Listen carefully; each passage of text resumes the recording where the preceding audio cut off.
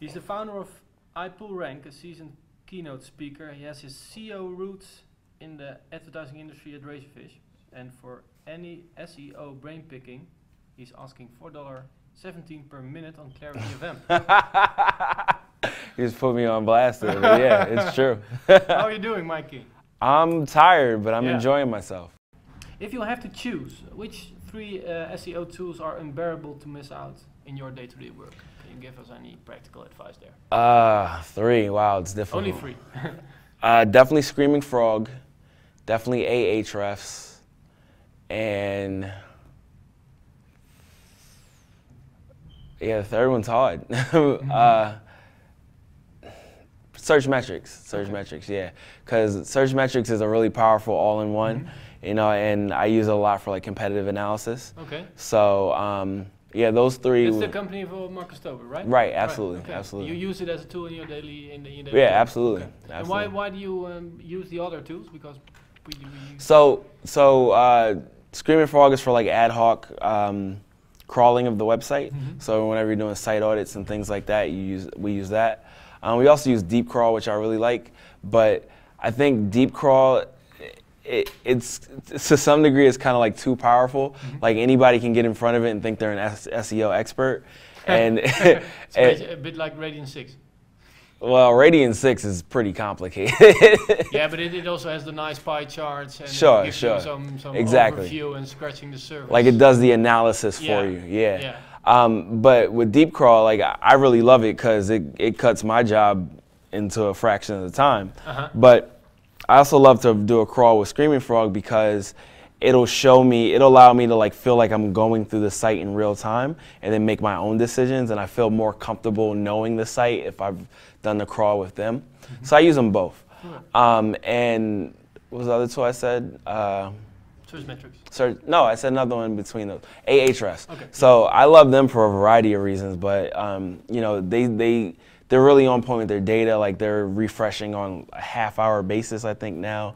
They're pulling in the same type of data you would get from like BuzzSumo as far as like how is content being surfaced on social media, like what's popular and things like that. And they're just continually innovating, and that's something I definitely appreciate from my tools, like that they're constantly getting better. Okay, nice. Thank you for that practical advice over there. You've been successful in both measuring and targeting persona types. How do you think the next future will allow for one-on-one targeting and persuasion? Especially the last one's interesting, I guess. I think we're already there. You know, all the data. In the US, huh? Well, yeah, it depends. It depends. So, like, the data sources are more rich in the U.S. Like, we have tools like Full Contact and Tower Data where I can just get your email address and know who you are, right? And where you work and all this type of data on you. And that's a lot more difficult in Europe because the data sources aren't as rich.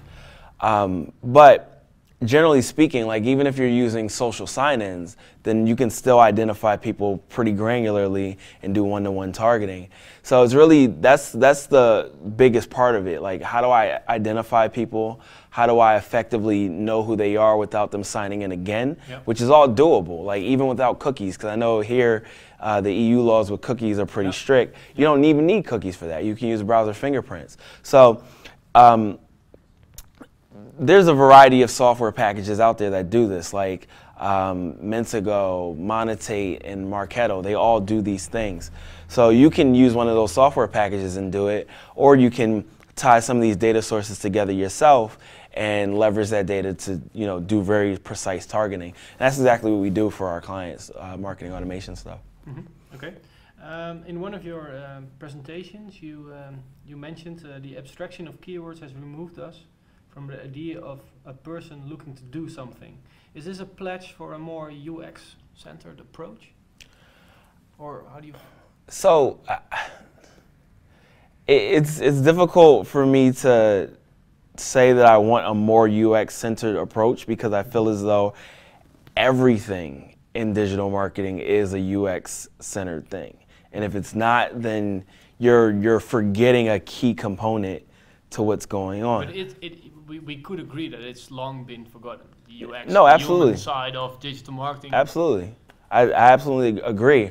I'm just saying that to be good and effective, you should have already been thinking about this. Okay. So it's not something I'm saying, oh, you should add. It's more like this was like the barrier to entry that you weren't thinking about before. So yes, I want people to think more about the users coming to the website, because when you think about keywords, you're more about, okay, what is the intent? Not who is the person with the intent. Like, what are they ultimately trying to accomplish here? And that's why we've had so much content that's just been like, shove the keyword in 39 times and see if we can get #1. And, you know, luckily Google's gotten smart enough that that no longer works. So now you have to get back to the idea of like, how do I help somebody solve a problem? So yeah, I guess it is more UX centered.